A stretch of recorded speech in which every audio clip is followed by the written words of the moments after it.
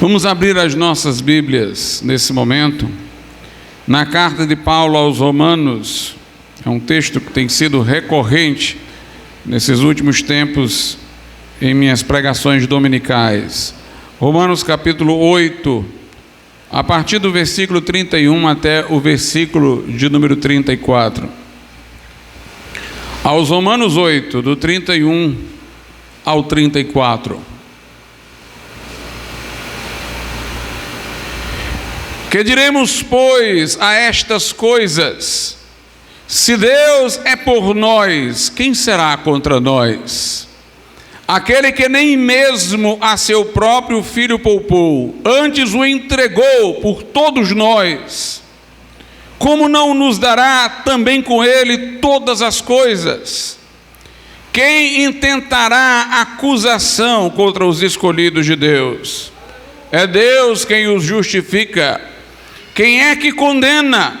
Pois é Cristo quem morreu, ou antes, quem ressuscitou dentre os mortos, o qual está à direita de Deus, e o que também intercede por nós. Podeis assentar.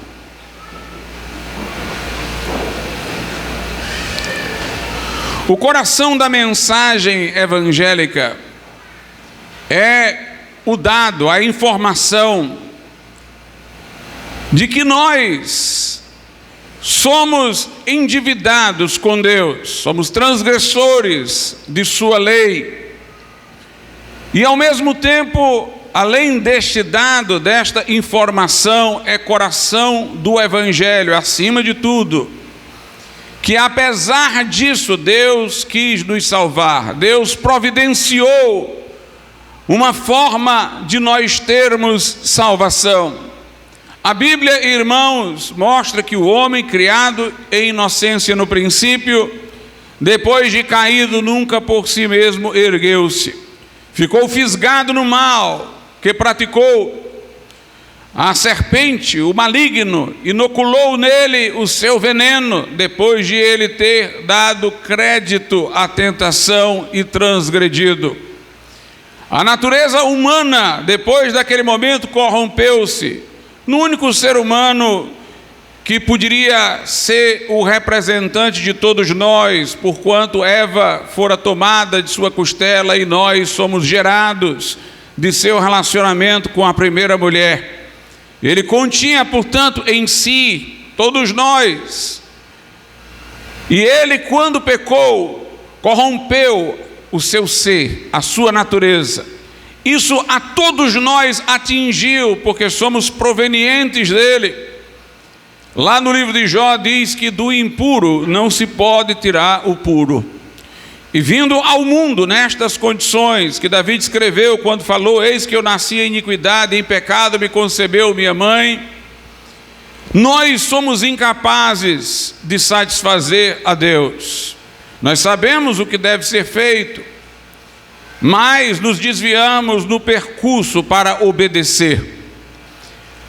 A Bíblia mostra, irmãos, que aqueles moralmente aceitáveis no mundo, eles têm um tipo de educação que de certa maneira refreia os ímpetos mais violentos, instintivos, mas apesar de eles se comportarem bem do lado de fora, e nem sempre bem, tem também de que se desculpar e de que pedir perdão ao semelhante.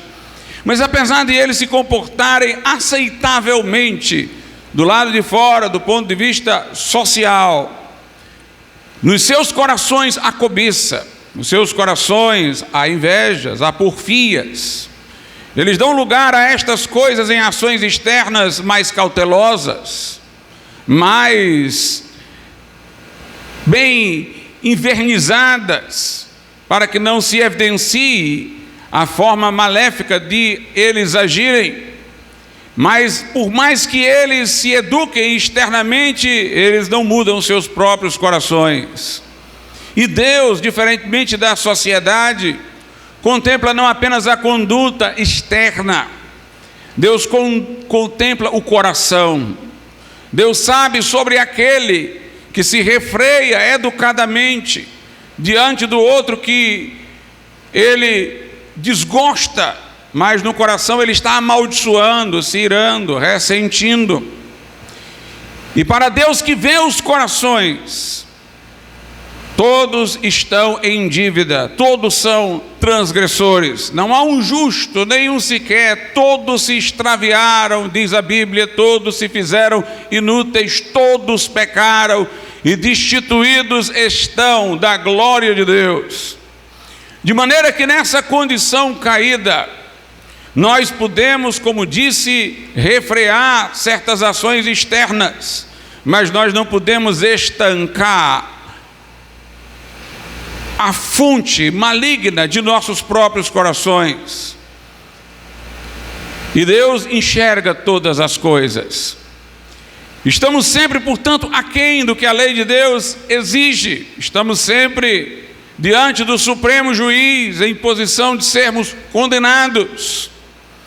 Mas a Escritura diz que, apesar disso, Deus quis nos salvar, enviando seu Filho para morrer por nós naquela cruz, para expiar a nossa culpa, fazer compensação pela nossa culpa, para morrer em nosso lugar, recebendo sobre si a sentença que era para nós, sendo Ele ali o justo a morrer pelos injustos para levar-nos a Deus. Esta é a boa nova do Evangelho. Deus amou o mundo de tal maneira que pelo mundo deu o seu Filho unigênito, para que todo o que nele crê não pereça, mas tenha a vida eterna. E logo, se não podemos ser salvos por nossas obras, o modo de nós sermos beneficiados pela morte de Jesus será de outra forma. É preciso que, tomando conhecimento do Evangelho, do que Deus fez por nós e de como Deus nos enxerga, que nós aceitemos o retrato que Deus dá de nós em sua palavra. É preciso que nós reconheçamos que somos pecadores. Isso através de uma obra do Espírito Santo, que faz o que a Bíblia diz chegar à nossa consciência. Porque há muitas pessoas que ouvem isto, mas dizem: eu não sou lá assim tão pecador. Porque elas se julgam segundo outras que elas podem classificar como piores do que ela. Mas Deus nos examinará segundo o padrão de sua justiça. E aos olhos de Deus não se vai mensurar o pecado pelo grau de aceitação social que alguém tenha. Deus, que vê os corações, sabe que todos pecaram, que todos estão, portanto, culpáveis diante dele em seu tribunal. O Espírito Santo toma esta verdade sobre nossa condição de pecado e nos confronta. Ele convence, portanto, ele argumenta, até vencer nossas resistências e ganhar a adesão da nossa consciência. Quando nós sentimos tristeza e pesar, na linguagem da Bíblia, é quando o homem cai em si, ele vê exatamente quem ele é, ele se enxerga no espelho de Deus e não na sua própria vaidade, e aí o seu coração é contristado, entristecido para arrependimento. A resposta a esta mensagem primeiro é o arrependimento e depois a fé em Jesus. Confiar na pessoa dele, invocá-lo, chamá-lo para ser nosso Salvador em função daquilo que ele realizou por nós, maximamente na cruz do Calvário, quando morreu em nosso lugar. Somos salvos, portanto, não pelas obras, mas pela graça de Deus, pelo favor gratuito de Deus, através da fé. Fé aqui não como um assentimento intelectual, a assimilação de doutrinas aprendidas, embora isso se presuma, não é nisso que consiste a fé pela qual somos salvos. Ela é aquela que grita a Cristo por socorro e confia absolutamente nele para vir trazer salvação. A salvação que vem por meio da cruz de Cristo nos traz o perdão de pecados, mas também nos traz uma mudança de vida e de coração. Faz o Espírito Santo tornar-se aquele que habita em nós e santifica as nossas vidas. E, portanto, aquele a quem Deus perdoa, ele também liberta do poder do pecado. aquele a quem Deus absolve no seu tribunal, Ele também de maneira poderosa reordena os seus passos, o faz nascer de novo, não fisicamente, mas espiritualmente. Através da fé, nós recebemos o perdão de pecados e recebemos essa mudança de vida. Esta mensagem concernente ao Evangelho, ela é chamada na primeira carta aos Coríntios de mensagem da cruz, palavra da cruz, porque o centro desta mensagem é o que aconteceu lá na cruz do Calvário. Não quer dizer que nós nos limitemos a falar só do evento da cruz, porque este evento ganha sentido em alguma coisa que aconteceu antes e em coisas que aconteceram depois. Mas tudo que nós procuramos colocar do antes e depois é para elucidar mais profundamente o que se deu por nós na cruz do Calvário. Nós, por exemplo, vamos ter que explicar que Jesus Cristo não era um homem comum, mas era o Filho de Deus encarnado. Ele tomou forma humana, não por meio de nascimento comum, mas o Espírito Santo veio sobre uma virgem e gerou um corpo para Jesus no ventre dessa virgem. O seu corpo veio de formação vertical, pela intervenção de Deus. Não era um corpo copartícipe do nosso, oriundo de Adão, lá no começo, porquanto todos viemos deste tronco adâmico. Foi um corpo gerado pelo Espírito Santo, era tão humano quanto o nosso, mas sem o pecado. Se ele tivesse vindo em linha horizontal, onde um pai gera um filho, ele teria herdado as mesmas condições que nós, e portanto ele estaria também a precisar de salvação. Mas sua concepção sobrenatural o colocou fora dessa cadeia de corrupção da natureza. Jesus veio como homem, mas sem as sequelas do pecado. E Jesus, enquanto homem, ele foi tentado, mas ele resistiu à tentação. Ele cresceu e se sujeitou à lei que Deus estabeleceu para todos os homens e a cumpriu cabalmente, completamente.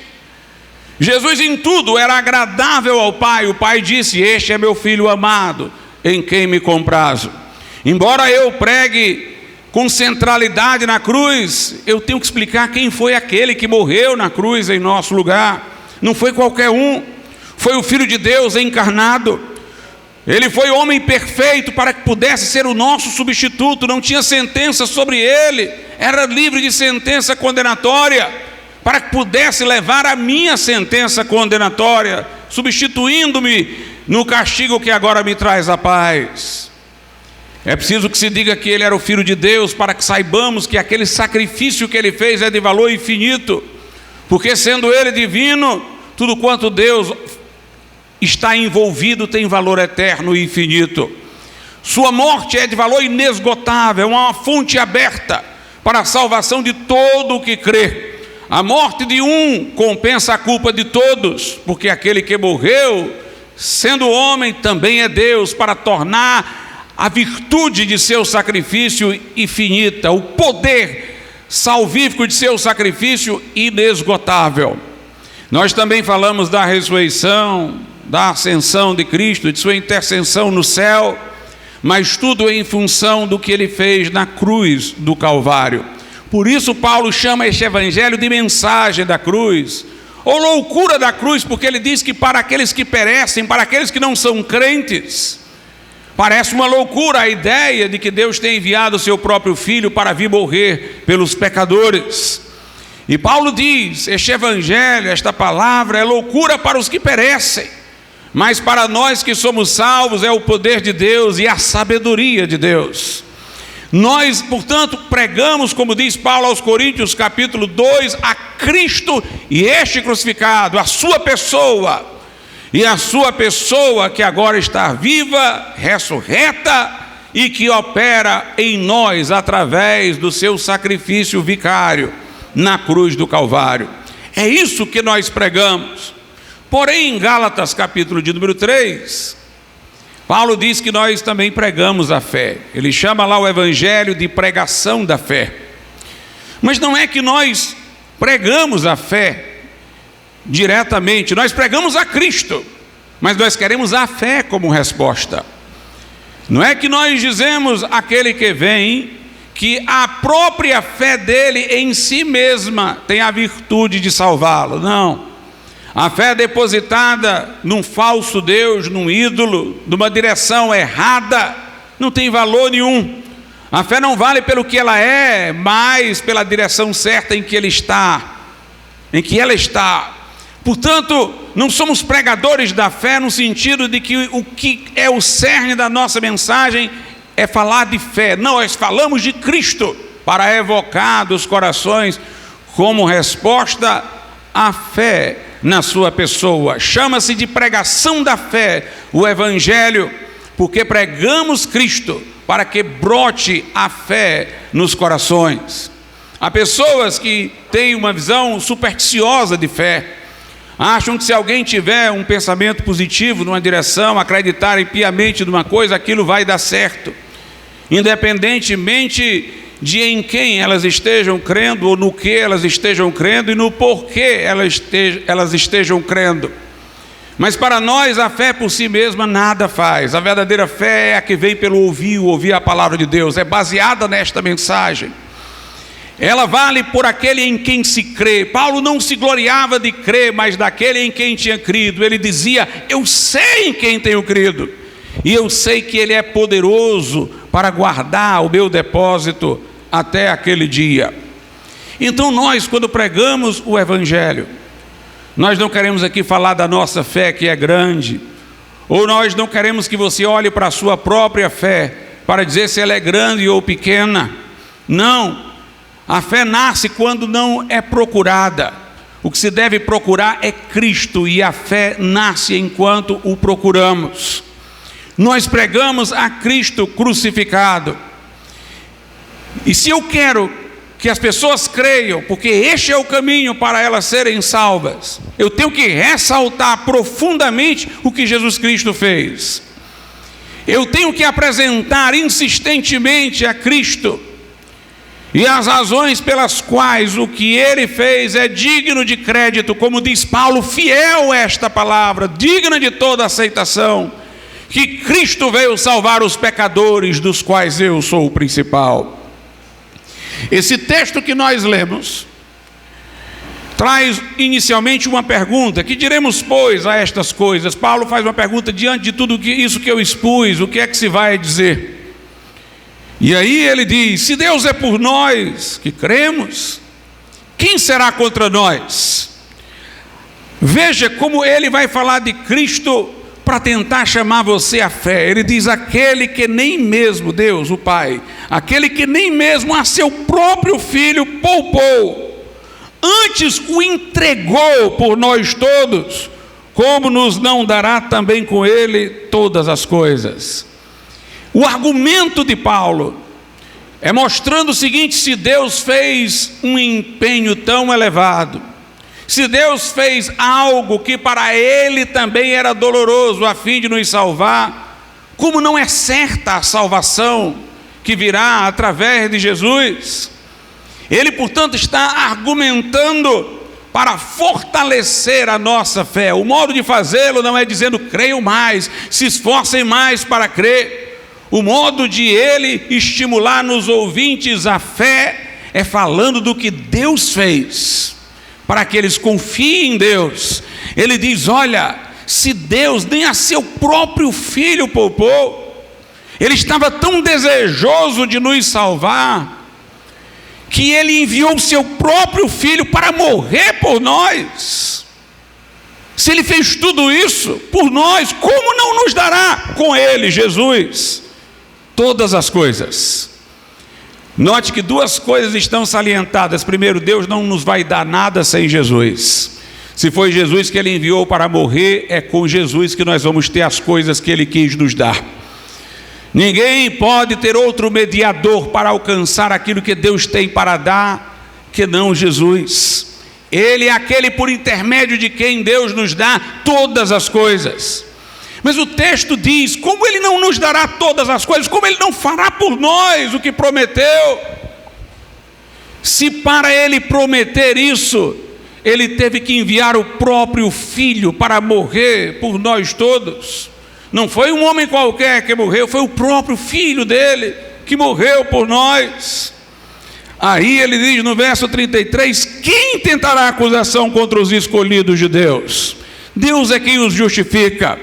Se Deus prometeu nos justificar através da nossa fé, nos absolver no seu tribunal, não nos condenar, mas nos justificar, se Ele escolheu fazer isso através da nossa fé em Cristo, o que é o homem para se contrapor a Deus?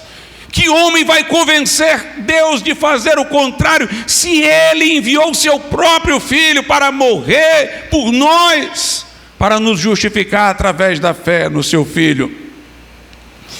Nós vemos aqui, irmãos, como a morte de Jesus é o coração da mensagem de salvação.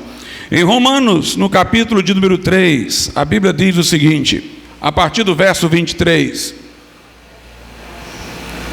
porque todos pecaram e destituídos estão da glória de Deus, sendo justificados, quer dizer, absolvidos, perdoados, inocentados de acusações, sendo justificados gratuitamente pela sua graça, pela redenção que há em Cristo Jesus. Nós somos justificados de graça, gratuitamente por graça, não há mérito, pela redenção, pelo preço de resgate que Jesus Cristo pagou, ao qual Deus propôs Jesus para propiciação pela fé no seu sangue. Ele propôs Jesus para ser aquele que iria morrer por nós, ia fazer propiciação pelos nossos pecados, para que pela fé no seu sangue Ele pudesse demonstrar, como segue o texto dizendo, a sua justiça pela remissão dos pecados dantes cometidos sob a paciência de Deus. Portanto, Paulo usa o fato de Deus ter enviado o seu próprio Filho para nos fazer crer. Porque, meus irmãos, eu digo-vos, como falei eu, aos olhos de Deus somos todos pecadores, e o retrato que Deus tem de nós não é muito bom. O Espírito Santo nos faz enxergar a nós mesmos no espelho de Deus. Quando vemos a gravidade do nosso pecado, que traz para nós tristeza, contrição e pesar, o que leva-nos ao arrependimento, quando nós enxergamos, nós vemos o quão pecadores nós éramos, nós somos. Nós vemos o quanto nós pensávamos bem de nós mesmos e não era nada daquilo. E nesse momento nós passamos a ter dificuldade de confiar que podemos ser perdoados por Deus. E a cruz é a resposta implacável para você estar seguro de que Deus quer lhe perdoar. Quem Ele enviou para morrer por você foi o seu próprio Filho. Ele não poupou nem o seu próprio Filho para manter a sua ordem moral, para fazer compensação pela sua culpa, para garantir a possibilidade de que você fosse perdoado. É interessante que os descrentes que não se converteram a Cristo, eles se escandalizam com a doutrina do inferno. Como um Deus bom pode lançar pessoas no inferno? Quando nós nos convertemos, a coisa se inverte. Porque aquele que está dizendo como um Deus bom pode lançar pessoas no inferno é porque ele não se viu ainda como ele é. Ele ainda acha que não é tão pecador quanto imagina. Mas quando ele se vê no retrato que Deus tem dele e se enxerga no espelho de Deus e vê que é um pecador, a pergunta que ele faz é como Deus, sendo justo, que tem que punir o pecado, pode salvar alguém. É como é que alguém pode ir para o céu? A minha pergunta é essa, irmãos. Por isso que um crente se alegra quando se converte e passa a estar seguro da sua salvação, porque quando ele entende agora quem ele é, ele tem outra pergunta: como é que poderia ter salvação para mim? Mas Jesus veio buscar e salvar o que se havia perdido. E aí vem estes argumentos de força de Paulo. E aí ele segue no texto de Romanos, capítulo de número 8, versículo 34. Agora, quem é que nos condena? Quem pode condenar um crente? Ele está tentando garantir a você que você pode crer e se assegurar da salvação. Quem é que condena? Pois é Cristo quem morreu. Ou seja, quem morreu naquela cruz não foi qualquer um, não. Foi Cristo. Esse é um argumento para que você se convença. Aí ele diz, ou antes quem ressuscitou dentre os mortos. Meus irmãos, aqui tem uma escadinha para garantir a fé. Quem morreu foi Cristo, também quem ressuscitou, está agora à direita de Deus e intercede por nós. É uma escalada de argumentos de força para lhe levar a confiar na salvação que Deus está oferecendo. É uma escada. Ele começa dizendo, foi Cristo quem morreu. Depois ele diz, ou antes quem ressuscitou. O que tem a ver a ressurreição com a minha salvação? A ressurreição, irmãos, comprova que Jesus naquela cruz estava morrendo por mim. Ele poderia dizer 1000 vezes a todos os homens, olha, eu estou lá morrendo por vocês, eu sou o bom pastor que dá a vida pelas ovelhas. Mas sempre viria uma incerteza na mente, se ele não tivesse ressuscitado, e se a morte dele fosse a morte de um lunático, se o que ele estava dizendo não era verdade, se ele pensava ser aquilo e não era, se ele morreu como qualquer pessoa e não como disse que estava morrendo, como eu vou saber? Para nos assegurar de que ele estava morrendo pelo que estava dizendo, que ele era quem dizia ser. O Pai o ressuscitou dentre os mortos. Mas tem mais uma razão para isso. A Bíblia diz que ele, agora no céu, é o nosso representante legal. É o nosso sumo sacerdote. No Velho Testamento, o sacerdote, segundo a lei de Moisés, simbolicamente matava um animal em sacrifício pelos pecados. Digo simbolicamente porque isso simbolizava o sacrifício de Cristo, tinha valor pedagógico para eles entenderem o que Jesus vinha fazer. Era uma cerimônia que servia de sombra do que viria no futuro.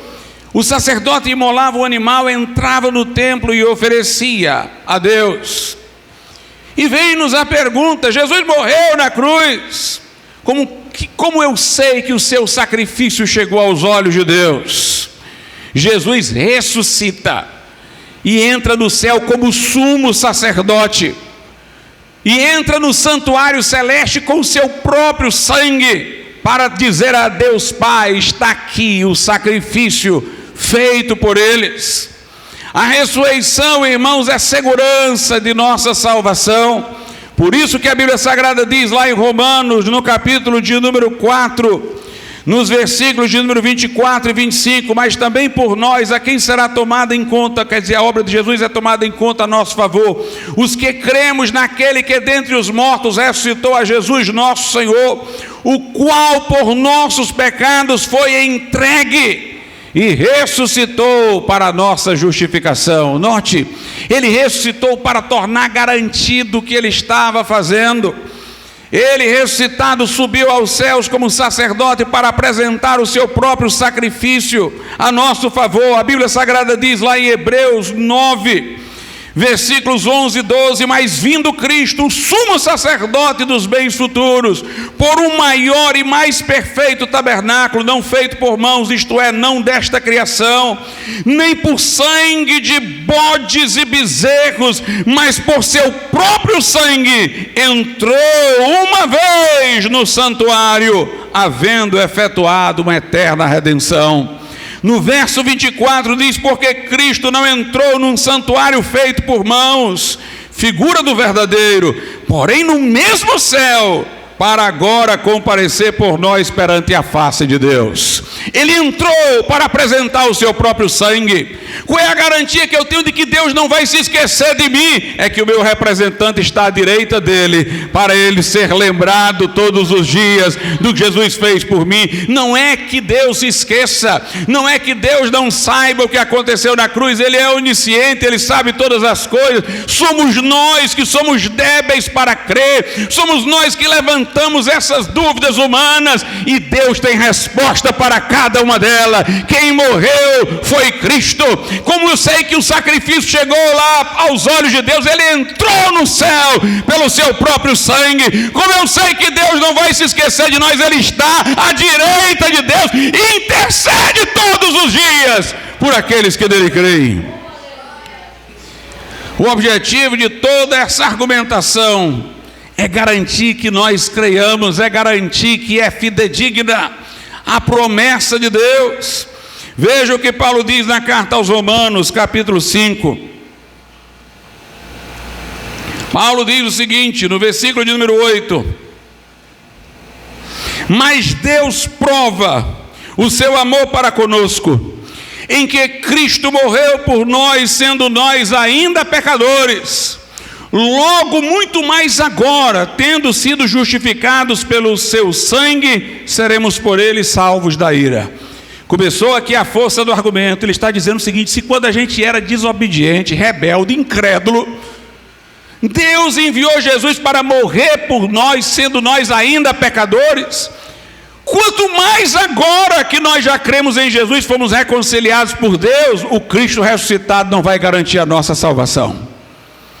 E o versículo 10 continua: porque se nós, sendo inimigos, fomos reconciliados com Deus pela morte de seu Filho, muito mais, tendo sido já reconciliados, seremos salvos pela sua vida.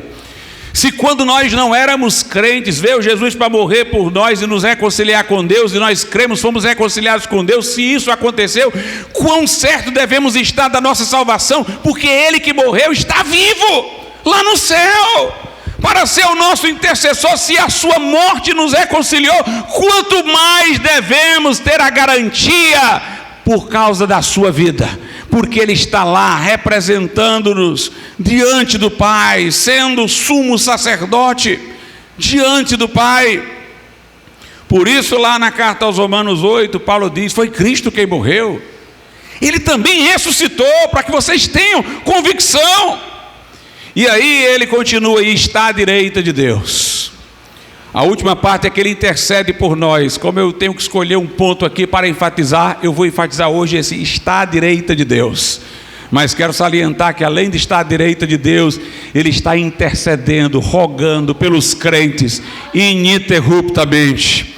Mas Ele está à direita de Deus é visto como uma garantia para nós. Vamos entender algumas coisas antes de meditarmos um pouco nesse fato de Ele estar à direita de Deus.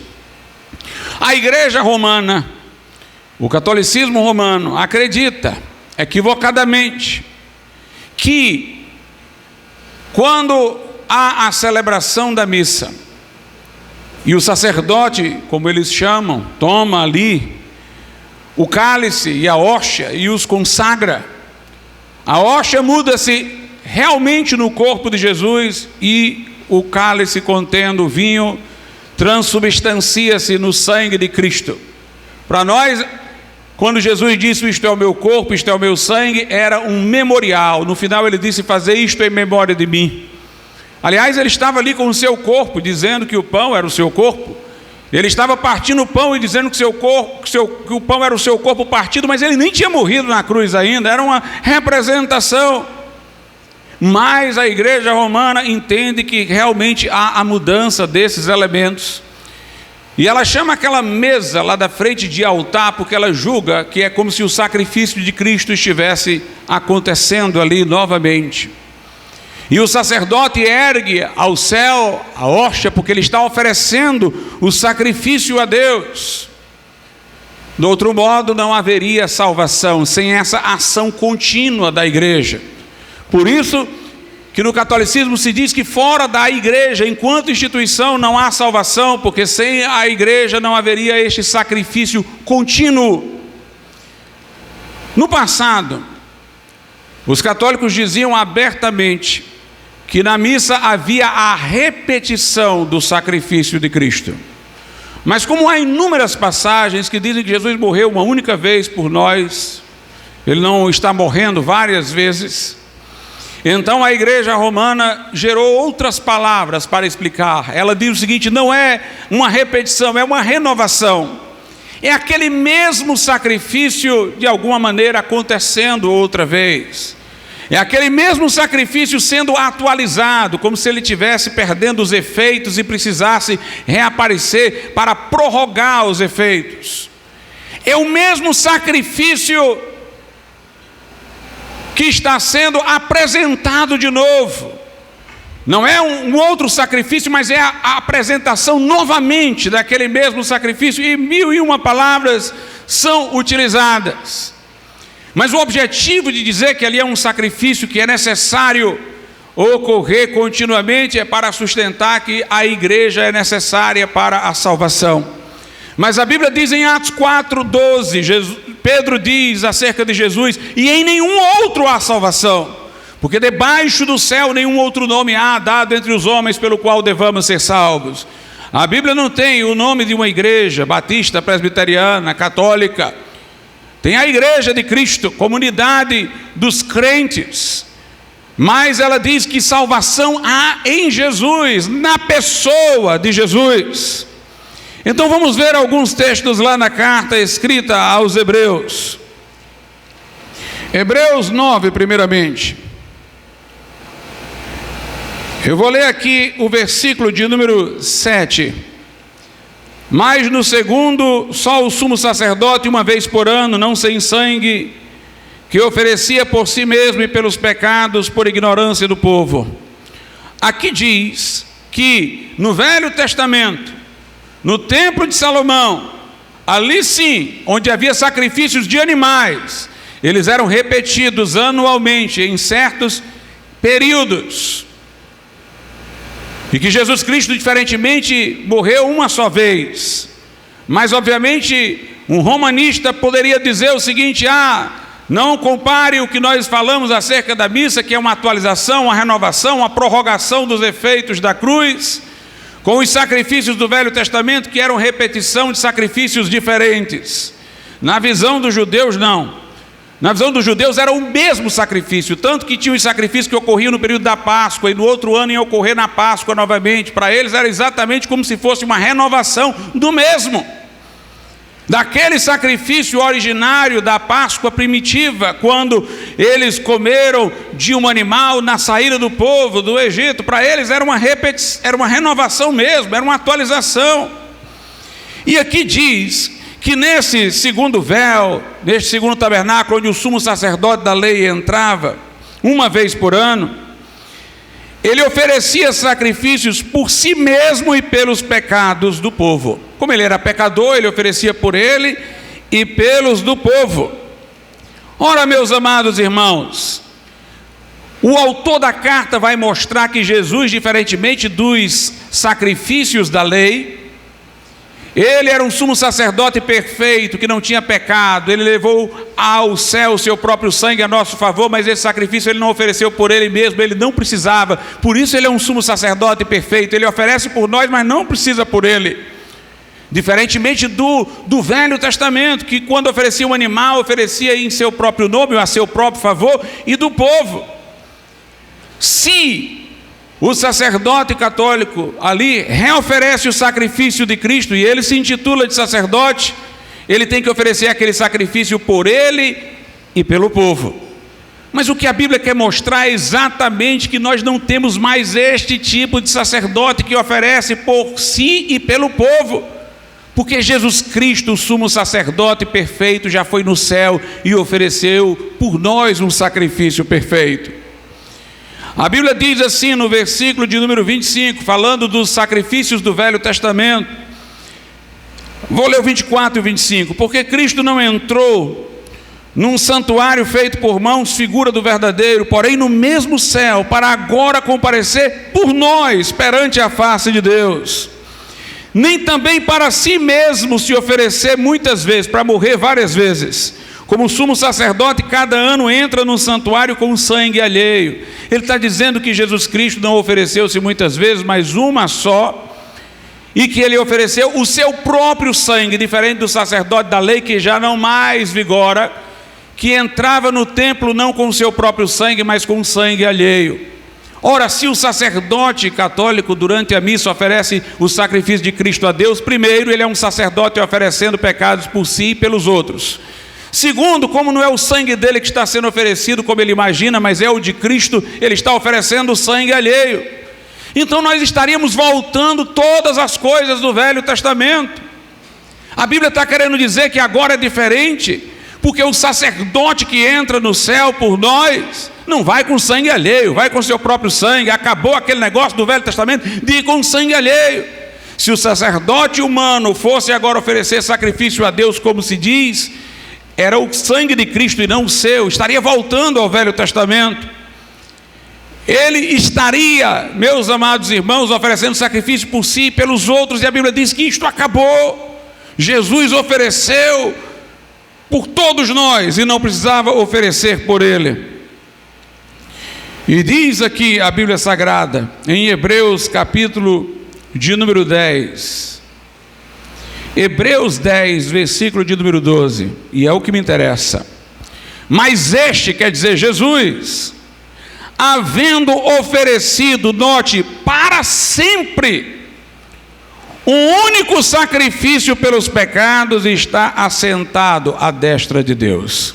Não poderia haver exagero de palavras maior para dizer que Jesus só morre uma vez e não tem renovação, atualização, prorrogação de efeitos, nova apresentação, porque o texto aqui diz que ele ofereceu um único sacrifício e para sempre. Não só diz que é um, mas é um para sempre, é um que não precisa de prorrogação, é um que não precisa de renovação, é um sacrifício que não precisa de atualização, é um só que é para sempre, que é válido eternamente. Nós não precisamos de um sacerdote humano para repetir, renovar, atualizar, prorrogar os efeitos do sacrifício de Cristo, porque ele morreu de uma vez por todas por nós, fez um único sacrifício e para sempre.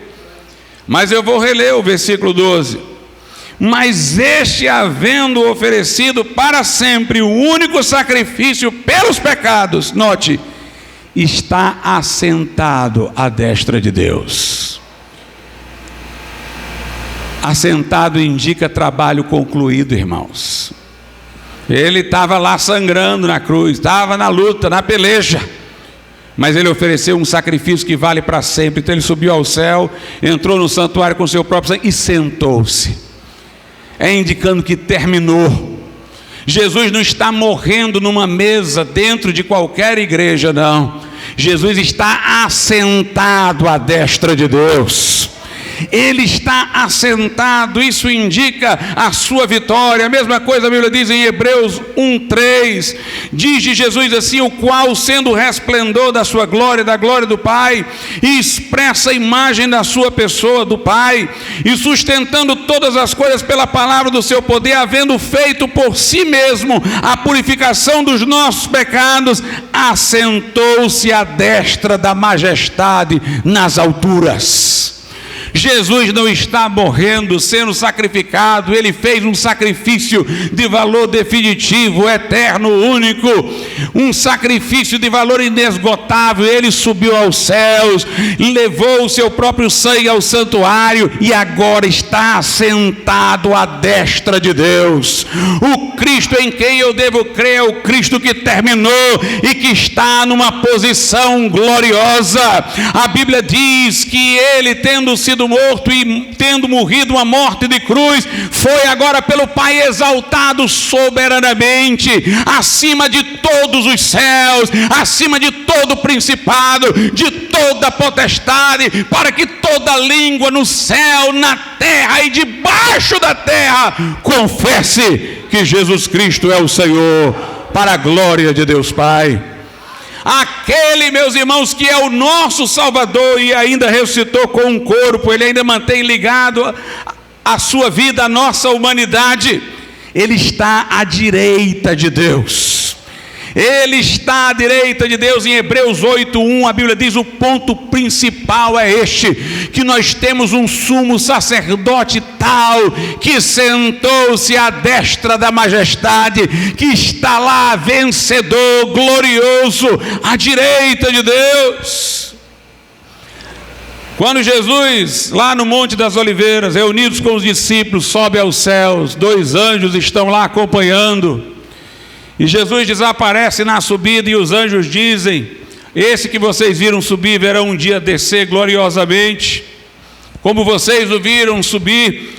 Este Jesus que subiu lá, subiu como vitorioso, irmãos. Ele venceu a morte quando ressuscitou. Ele mostrou que não tem inimigo que nos possa vencer. A culpa, o seu sangue expiou.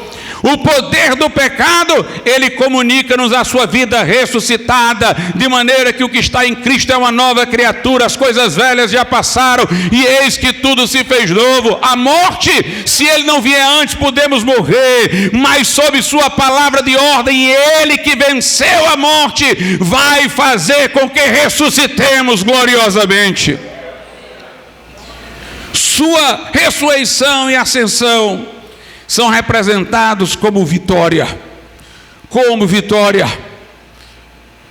Ele ressuscitou vitoriosamente e ascendeu vitoriosamente. Lá na carta de Paulo aos Colossenses, veja o que diz a Bíblia. Aos Colossenses, capítulo de número 2, versículos 13, 14 e 15. E quando vós estáveis mortos nos pecados e na incircuncisão da vossa carne, vos vivificou juntamente com Ele, perdoando-vos todas as ofensas. Pelo seu sangue Ele nos perdoou, pela sua ressurreição nos deu nova vida. O verso 14 diz: havendo riscado a cédula que era contra nós nas suas ordenanças, a cédula que continha nossa dívida com Deus, a qual de alguma maneira nos era contrária, e atirou do meio de nós, cravando-a na cruz. E diz o texto, versículo 15: despojando os principados e potestades, que são os demônios, os expôs publicamente, e deles triunfou em si mesmo. Jesus lá na cruz despojou os demônios do poder que eles tinham sobre nós. Porque eles tinham esse poder sobre nós, porque nós éramos culpados diante de Deus, estávamos fora da proteção de Deus, e eles nos assaltavam. Mas agora, meus irmãos, justificados, acolhidos em Deus, escondidos com Cristo em Deus, demônios foram despojados de sua força sobre nós. Mas aqui diz que Jesus também os expôs à vergonha. É uma alusão ao que os imperadores romanos faziam quando eles venciam os inimigos. Eles os traziam acorrentados ao seu carro quando iam entrando na cidade, para expor ali os vencidos, acorrentados, humilhados. Pois bem, Jesus venceu os demônios, e quando Ele sobe ao céu gloriosamente, Ele está expondo a vergonha principados e potestades. Ele venceu o mal. A Bíblia Sagrada diz lá em Efésios muitas coisas gloriosas. Efésios 2 diz assim a Bíblia nos versículos 5 e 6: estando nós ainda mortos em nossas ofensas, nos vivificou juntamente com Ele, pela graça sois salvos, e nos ressuscitou juntamente com Ele, nos fez assentar nos lugares celestiais em Cristo Jesus. A Bíblia diz que nós, quando entregamos nossa vida a Cristo e temos essa experiência de nascer de novo, é como se tivéssemos ressuscitado com Jesus. A vida de Jesus nos é comunicada, e nós estamos ligados a Ele. Se Ele está assentado em regiões celestiais, aos olhos de Deus nós também estamos lá. Embora andando aqui, comendo arroz e feijão, no meu corpo, espiritualmente, o lugar em que eu estou, o status, a posição em que eu me encontro é daquele que me representa. Eu estou assentado em lugares celestiais com Cristo. Toda a glória que o Pai lhe deu é para nós. Por isso que em Efésios capítulo 1, verso 3 diz: bendito o Deus e Pai de nosso Senhor Jesus Cristo, o qual nos abençoou com todas as bênçãos espirituais nos lugares celestiais em Cristo Jesus. Quando Jesus subiu aos céus, Ele subiu vitorioso. Efésios 4, a partir do 8, por isso diz: subindo ao alto, levou cativo o cativeiro. Aquilo que era o nosso cativeiro, a nossa desgraça, o que nos prendia, aquelas opressões de Satanás, a culpa que estava sobre nós, o cativeiro, quando Ele subiu ao céu, Ele foi levando prisioneiro o cativeiro. Ele levou cativo o cativeiro e deu dons aos homens. Ora, isto Ele subiu, que é senão que também antes tinham descido às partes mais inferiores da terra. Quando Jesus estava morto, antes da ressurreição, a Bíblia diz que Ele desceu ao inferno, não para sofrer lá, mas para mostrar lá quem é que manda. Ao terceiro dia ele rompeu do inferno, irmãos, e ele aparece a João no Apocalipse dizendo: eu sou aquele que tem as chaves da morte e do inferno. Por que que eu sei que o inferno não vai me tragar? Porque o meu Salvador tem poder sobre o inferno, porque o meu Salvador é mais poderoso do que o inferno. Ele subiu levando cativo o cativeiro, ele subiu depois de ter descido e proclamado sua vitória no inferno. Diz aqui o texto, versículo 10: aquele que desceu é também o mesmo que subiu acima de todos os céus para cumprir todas as coisas. Aleluia. Nossa segurança não é quem é o presidente do Brasil. Nossa segurança não é quem é o presidente da ONU. Nossa segurança é quem é aquele que está sentado à destra de Deus. Ele é o nosso precursor, ele entrou primeiro para nos garantir o lugar. Lá em Hebreus a Bíblia diz que ele é o precursor do crente lá no céu. Meus irmãos, eu estou seguro da minha salvação, porque foi Cristo quem morreu, foi Cristo quem ressuscitou, está sentado lá. E ele está lá para preparar um lugar para nós. Lá no Evangelho de João, a Bíblia Sagrada diz o seguinte, no versículo de número 14, a partir do verso 1: não se turbe o vosso coração, credes em Deus, crede também em mim. Na casa de meu pai há muitas moradas, se não fosse assim eu vos teria dito, vou preparar-vos lugar.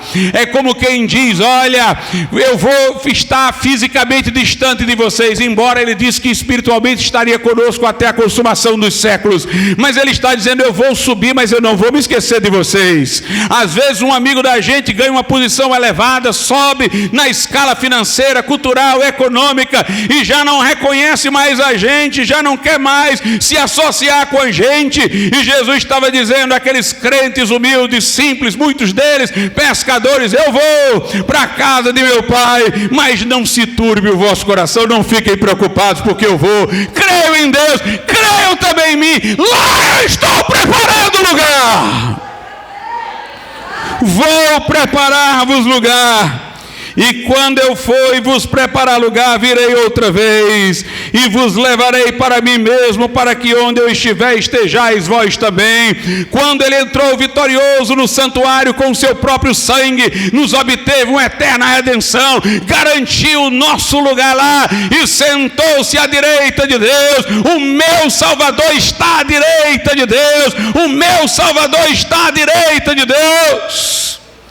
O salmista, falando desse momento da entrada de Jesus lá, ele diz que o Pai diz ao Filho: disse o Senhor ao meu Senhor, o Senhor Pai ao meu Senhor Jesus: assenta-te à minha direita, até que eu ponha os teus inimigos debaixo dos teus pés.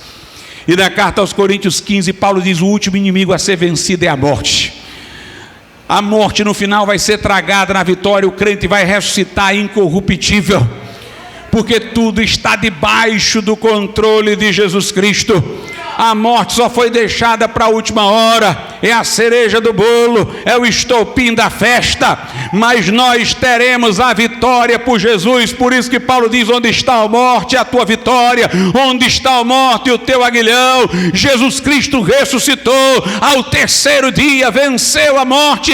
Aquele que é o nosso Salvador tem as chaves da morte e do inferno. Ele venceu o inferno, ele venceu a morte, ele despojou principados e potestades, demônios, os expôs à vergonha, ele esmagou a cabeça da serpente, ele subiu vitorioso ao céu e está à direita de Deus. E ele diz: não se turbe, eu estou lá pensando em vocês, eu vou preparar-vos lugar.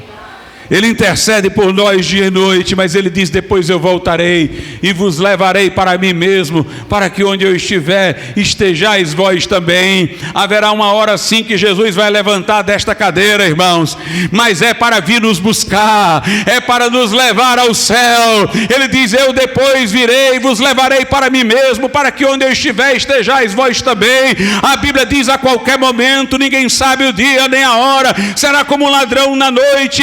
A qualquer momento, rapidamente, como um abrir e fechar de olhos, a trombeta soará no céu, e os que morreram em Cristo como crentes ressuscitarão primeiro. Os crentes que estiverem vivos não morrerão, seremos transformados e com os ressuscitados arrebatados ao encontro do Senhor nas nuvens, e estaremos para sempre com o Senhor.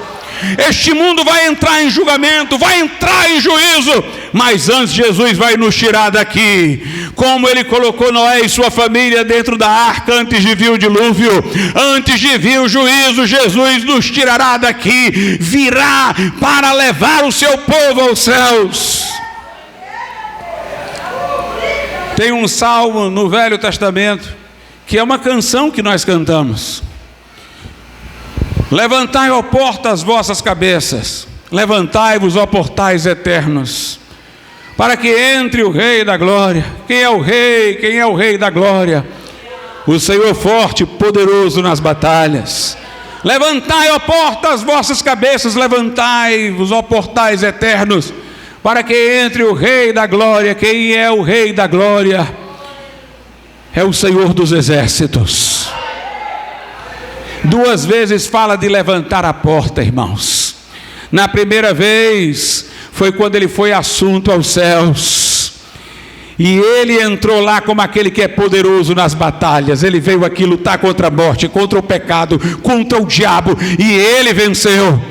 E subindo lá, os anjos devem ter cantado: levantai, ó porta, as vossas cabeças, levantai-vos, ó portais eternos, para que entre o Rei da Glória, o Senhor forte, poderoso nas batalhas. Ele venceu. Mas um dia ele virá para nos buscar e vai subir com a gente para lá de novo. Aí vão cantar: levantai, ó porta, as vossas cabeças, levantai-vos, ó portais eternos. Mas espera aí, quem está vindo aí não é só o Senhor poderoso das batalhas, não. Tem uma multidão com eles. Vem o Senhor dos exércitos. É o Senhor dos exércitos que está entrando. Ele é o Rei da Glória. Ele é o Rei da Glória. Ele virá para nos buscar e levar para a sua glória. Por isso que Paulo diz: creia, meu irmão, foi Cristo quem morreu, não foi qualquer um, não. Diz os testemunhos de Jeová, os adventistas, que Jesus era o arcanjo Miguel. Era o verbo que era no princípio com Deus e que é Deus. É o Filho de Deus que se fez carne e habitou entre nós. Foi Cristo quem morreu. Ainda está com dúvida? Foi Ele quem ressuscitou. Ainda está mancando? Ele está à direita de Deus. Ainda está gemendo? Ele intercede por nós. Quando a gente vai subir a escadinha, nós chegamos lá no topo e olhamos para baixo e vemos que lá em Romanos 8 continua a dizer: nós somos mais do que vencedores. Nessa escada eu já passei pela vitória, eu já estou lá em cima da vitória. Nós somos mais do que vencedores por aquele que nos amou. O Cristo vivo e poderoso está aqui para salvar a tua alma. Entrega a tua vida a Jesus, reconhece o teu pecado, reconhece que precisa de Cristo, confia nele, creia nele, e você vai passar das trevas para a luz, da morte para a vida. O pecado vai perder o poder de te algemar, a culpa vai parar de te oprimir, e salvação chegará à tua alma. Vamos ficar de pé.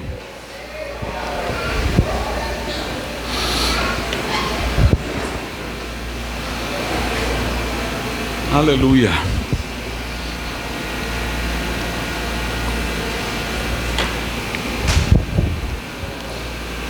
Cantarei aleluia, pois me libertou. Jesus quebrou todos os laços e me libertou.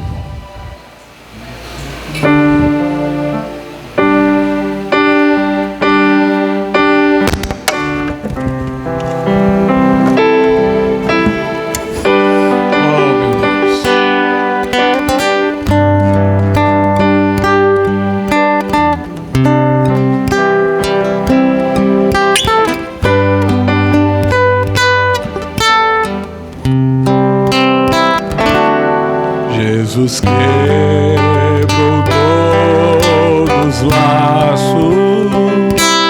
Jesus quebrou todos os laços. Jesus quebrou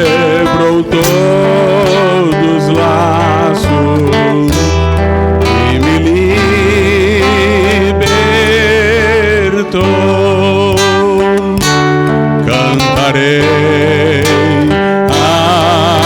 aleluia, cantarei, aleluia,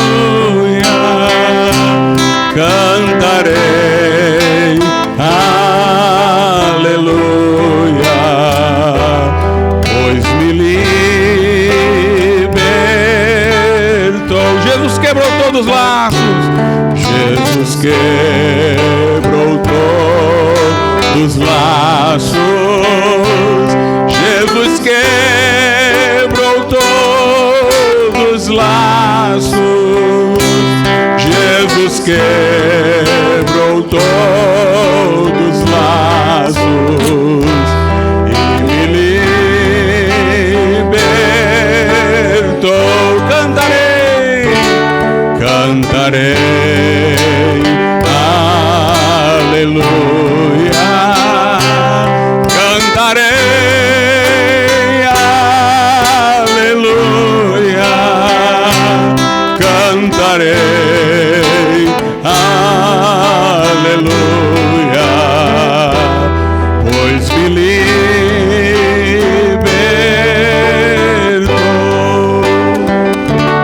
Ó Deus amado e santo, que o teu Espírito Santo, que convence do pecado, da justiça e do juízo, que traz corações e vidas à fé em Jesus Cristo, que o teu Santo Espírito, meu Pai, traga pessoas agora ao arrependimento, que haja convicção de pecado, contrição, e que haja aquela fé que se agarra às tuas promessas, que crê no Cristo que vive, que é vitorioso no céu, cujas promessas são inabaláveis. Que o Senhor traga pessoas hoje à conversão. Em nome de Jesus, nós te pedimos. Amém. Nessa noite eu gostaria de fazer um convite a você que está nos ouvindo.